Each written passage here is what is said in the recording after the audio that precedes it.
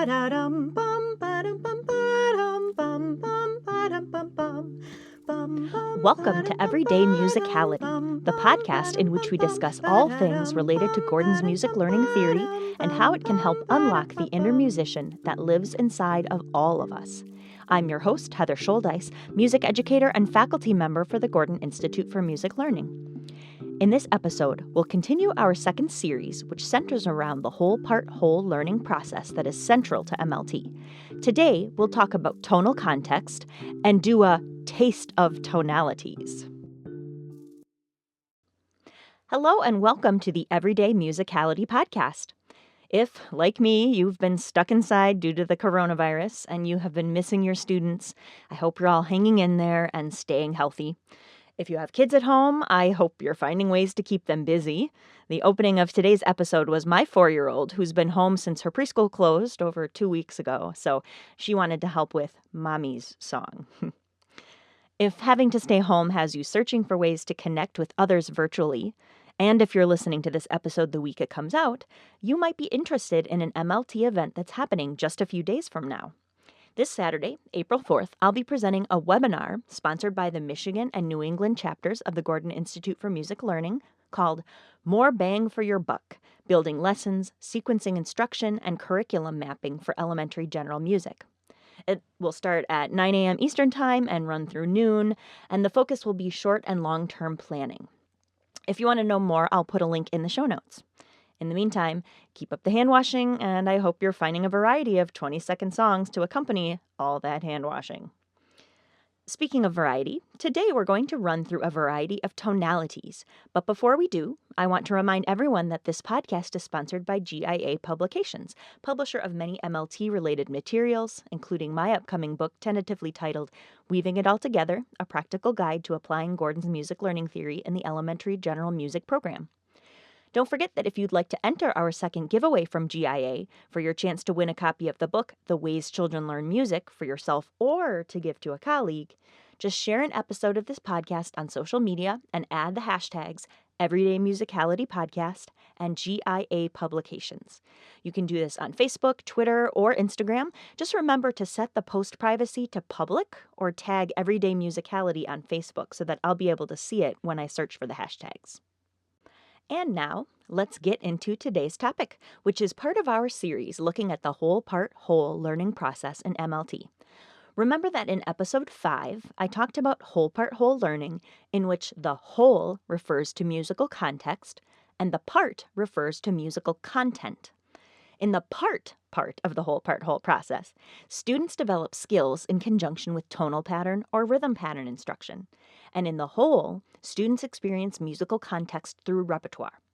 They're exposed to musical context through repertoire in the first whole, and then after developing skills through pattern instruction, those skills are applied back to the repertoire in the final whole. By applying skills learned through pattern instruction back to the repertoire, students are able to give more meaning to the music they are hearing or performing because they better understand the parts that make up the musical whole. So if whole refers to repertoire in a particular context, today we're going to focus on tonal context, or tonality. In Western tonal music, tonal context is rooted in and around a tonal center. As Gordon theorizes in his stages of audiation, in order to sense tonality, which occurs in stage 3 of audiation, we must first be able to recognize or identify the tonal center, which occurs in stage 2 of audiation. For example, I'm going to sing a tune, and when I stop singing, I want you to predict the pitch that you think would happen next. Ya-da-da-da-da-da-dum, here's the tune. Bum, bum, ba-da-da-dum, ba-da-da-dum, ba-dum, ba-da-dum. If you predicted that the song wanted to end on bum, you were audiating the tonal center. Now, I want to emphasize that developing audiation of tonal center does not happen through hearing an explanation or definition of what the tonal center is theoretically, or attempting to identify it through notation and theory. Instead, we develop a sense of tonal center by hearing a lot of music in a variety of tonalities so that we can develop a sense of tonal syntax. So first we develop a sense of tonal center, and then our audiation of tonal syntax deepens as we start to develop a sense for how all the pitches in a particular tonal context relate to the tonal center, as well as to each other. These various relationships of pitches around a tonal center are what we're talking about when we say tonality. I think of tonality as something that gives different tonal flavors to songs.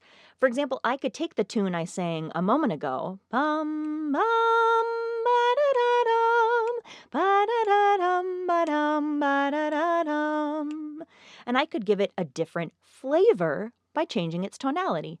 Bum bum ba-da-da-dum, ba-da-da-dum, ba-dum, ba-da-da-dum. Tonality is basically the same thing as what we traditionally call a mode, but Gordon preferred the term tonality because, as he explains on page 15 of his book Quick and Easy Introductions, many persons assume if music is said to be in a mode, it must be modal. They forget major and minor are also modes. By the way, you can get a copy of Gordon's book Quick and Easy Introductions for only a penny from GIA. I'll link to it in the show notes. So we use the term tonality rather than mode to make it clear that major and minor are also included. Those are also tonalities. Before we dig deeper into the tonalities, I want to emphasize that although it is possible to describe a tonality in terms of the whole and half steps between its various pitches, being able to spell a scale in a particular tonality does not necessarily mean one is able to audiate in that tonality. Conversely, a person might be able to audiate and improvise in a given tonality without theoretically understanding how the scale is constructed or even being aware that the music is in that tonality. For example, my former second grade students, when I was teaching kids full-time, they could improvise vocally in Mixolydian and Dorian, even though they didn't formally learn to label those tonalities until third or fourth grade. And they wouldn't learn the theoretical explanations for how to construct the scales in those tonalities until much later, if ever. This is because they had heard lots of songs in those tonalities and learned to sing songs in those tonalities and heard and sang tonal patterns that outline the essential harmonic functions in those tonalities and learned to sing bass lines by rote in those tonalities. All of those things helped build their audiation in those tonalities. In future episodes, I'll talk more about helping students develop those skills and share activities you might use in your classroom. So make sure you're subscribed on Apple Podcasts or any other podcast platform. So back to tonality. The tonal center is what Gordon refers to as a tonality's resting tone.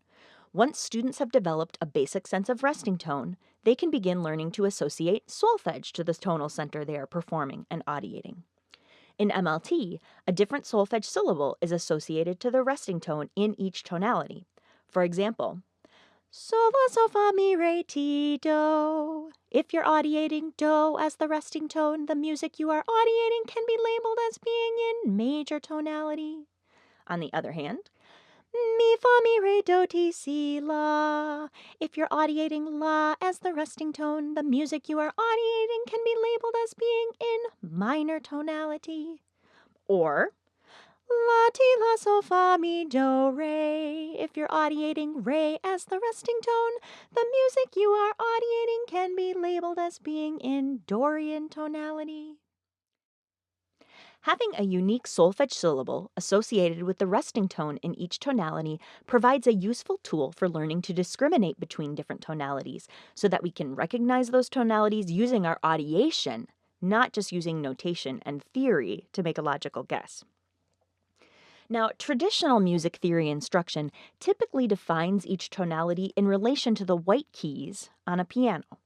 For example, I learned in theory class as an undergraduate that the Dorian scale uses the white keys from D to D. Technically, this can be true if you are using only diatonic pitches with no sharps or flats. However, in reality, the Dorian scale could also be built beginning on any other pitch in the chromatic scale. This is why most MLT practitioners use movable do with a la-based minor, re-based Dorian, and so on. This is a system that emphasizes tonal context because it's based on relative pitch, not absolute pitch. So, now let's do a quick overview of the most common tonalities used in MLT-based instruction.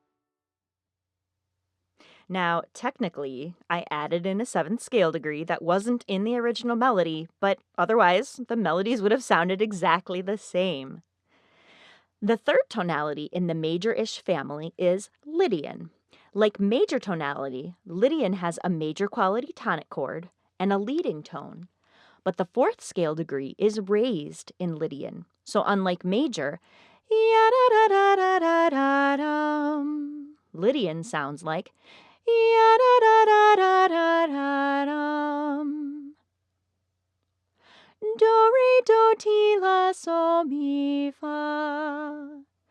Ya-da-da-da-dum, ya-da-da-da-dum, ya-da-da-da-da-da-da, ya-da-da-da-da-da-dum. Do, re, do, ti, la, so, mi, fa. In Lydian tonality, the resting tone is fa. So the characteristic functions in Lydian tonality are tonic, fa, la, do. Then instead of a subdominant, Lydian uses a supertonic, a 2-chord, so, ti, re. Lydian also uses a dominant chord, but not a dominant 7th chord, only a triad, do, mi, so. Let's try those. Try arpeggiating each function after me. Fa, la, do, la, fa. So, ti, re, ti, so. Fa, la, do, la, fa. Mi, so, do, so, mi. Fa, la, do, la, fa. Notice that after the 2-chord, I went back to the tonic before the dominant. This is to make it really sound like Lydian, not just like major with a 5 of 5 chord. If I were to sing the A section of Twinkle Twinkle Little Star in Lydian, it would sound like this.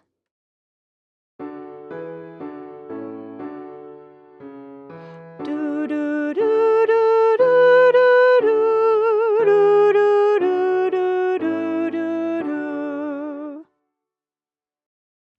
So that is the major-ish family of tonalities: major tonality, mixolydian tonality, and Lydian tonality. Now let's move on to the minor-ish family of tonalities, those that have a minor quality tonic chord. First, of course, is minor tonality. In MLT, when we say minor tonality, we're typically referring to harmonic minor or sometimes melodic minor. Mi, fa, mi, re, do, ti, si, la. Bum, bum, ba-da-da-dum, ba-da-da-dum, ba-dum, ba-da-da-dum. Mi, fa, mi, re, do, ti, si, la. In minor tonality, the resting tone is la. So the characteristic functions in minor tonality are tonic, la, do, mi, subdominant, re, fa, la, and dominant, mi, si, ti, re. Let's try singing those. Try arpeggiating each function after me. La, do, mi, do, la. La, re, fa, re, la. Si, re, mi, re, si. La, do, mi, do, la. If I were to sing the A section of Twinkle Twinkle Little Star in minor, it would sound like this. Do, do, do, do, do, do, do, do, do, do, do, do. In MLT, we have a different name for natural minor. We call it Aeolian tonality. So instead of having a leading tone, mi, fa, mi, re, do, ti, si, la, Aeolian has a subtonic, a whole step between 7 and 1. Mi, fa, mi, re, do, ti, so, la.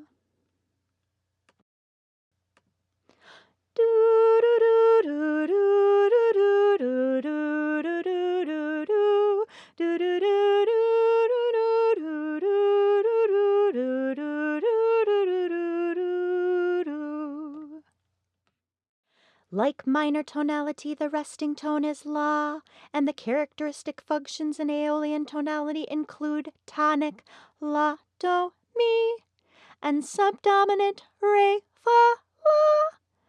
Aeolian can use a dominant without the seventh Mi, So, Ti, but more often Aeolian uses a subtonic, So, Ti, Re.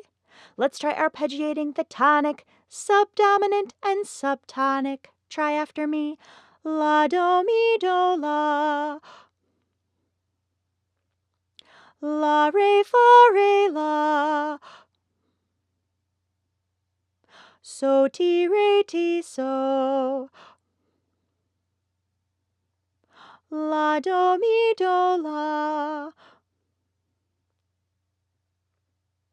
If I were to sing the A section of Twinkle, Twinkle, Little Star in Aeolian, it would sound like this. Do, do, do, do, do, do, do, do, do, do, do, do. Like with Musicality, I added in a seventh scale degree that wasn't in the original melody so that we could really hear the difference between minor and Aeolian. The third tonality in the minor-ish family is Dorian. Like Aeolian tonality, Dorian has a minor quality tonic chord and a subtonic instead of a leading tone. However, in Dorian, there's a whole step between scale degrees 5 and 6. So unlike Aeolian, Dorian sounds like so with solfege, la, ti, la, sol, fa, mi, do, re. Ba-dum, ba-da-dum, ba-dum, ba-da-dum, ba-dum, ba-da-da-da-dum, ba-dum. Ba-dum, ba-da-dum, ba-dum, ba-da-dum, bum, ba-da-da-da-da-dum, ba-dum. La, ti, la, sol, fa, mi, do, re. In Dorian tonality, the resting tone is Re. So the characteristic functions in Dorian tonality are tonic, Re, Fa, La, subdominant, So, Ti, Re, and subtonic, Do, Mi, So. Let's try those. Try arpeggiating each function in Dorian after me.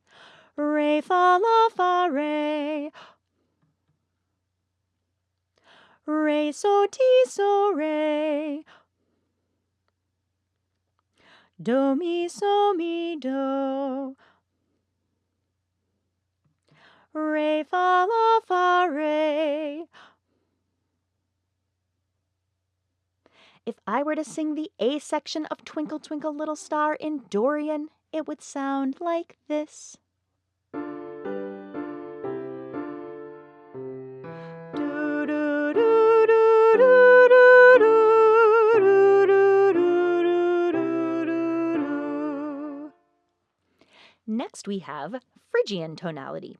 Like Aeolian tonality, Phrygian has a minor quality tonic chord, a subtonic instead of a leading tone, and a half step between scale degrees 5 and 6. But, unlike Aeolian, Phrygian sounds like this. So Phrygian has a half step between scale degrees 1 and 2. So with solfege, ti, do, ti, la, sol, fa, re, mi. Bum, ba, dum, ba, da, da, da, da, dum, ba, dum, ba, da, da, da, da, dum, ba, dum, ba, da, da, da, da, dum, ba, dum, ba, dum. Ti, do, ti, la, sol, fa, re, mi.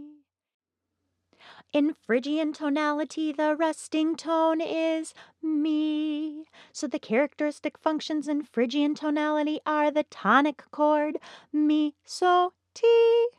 Then we've got a 2 chord, a supertonic, Fa, La, Do.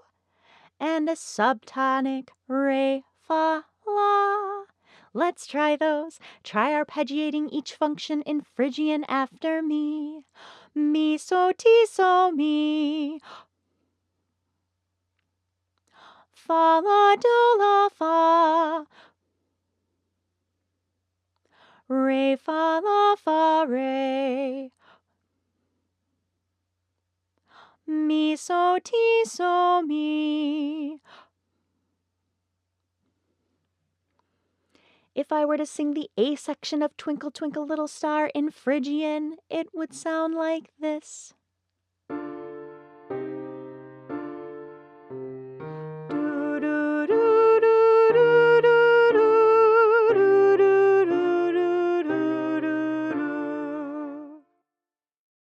So those are the minorish family of tonalities: minor, Aeolian, Dorian, and Phrygian. Finally, we come to Locrian tonality, which doesn't really fit into either the majorish or the minorish family because it has a diminished triad for its tonic chord. So instead of a perfect fifth from 5 to 1, bum, bum, it has a tritone. Bum, bum. Fa, mi, re, do, la, ti. Ba-da-da-dum, ba-da-da-dum, ya-da-da-da-da-da-da-da-da-dum, ya-da-da-dum, ba-da-da-da-dum, ya-da-da-da-da-da-da-da-dum.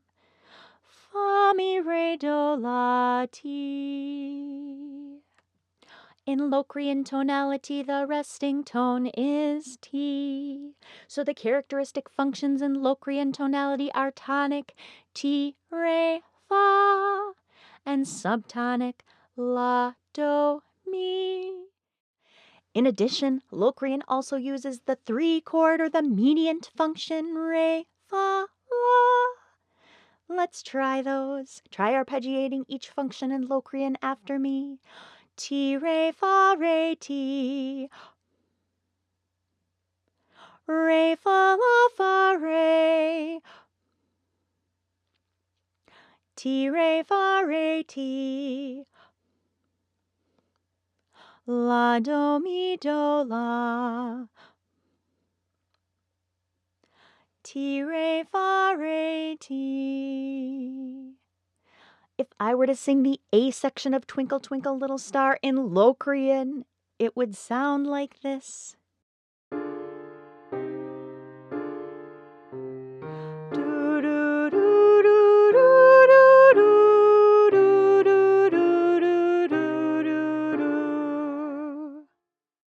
Notice that instead of the 6th scale degree, I sang the 7th scale degree.